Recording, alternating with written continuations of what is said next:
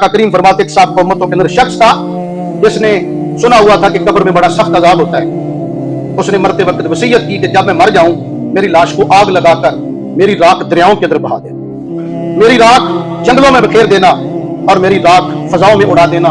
पूछा क्यों? उसने कहा कि मेरे पल्ले अमल ही कोई नहीं ऐसा जिसके बलबूते पे मैं कब्र में जाके अपने रब का सामना कर सकूं। मेरे पल्ले अमल कोई नहीं। बंदे ने अल्लाह के डर की वजह से अपने आप को जला डालने की वसीयत की, बंदा मर गया। नबी पाक अलैहिस्सलाम फरमाते घर वालों ने उसकी लाश को आग लगाई, उसकी राख फजाओं में उड़ा दी, दरियाओं में बहा दी, जंगलों में बखेर दी।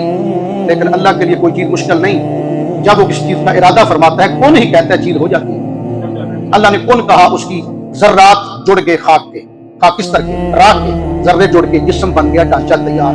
अल्लाह ने रूह को हुक्म किया, रूह अंदर आ गई। अल्लाह ने सामने खड़ा करके पूछा, तूने अपने आप को जला डालने की वसीयत क्यों?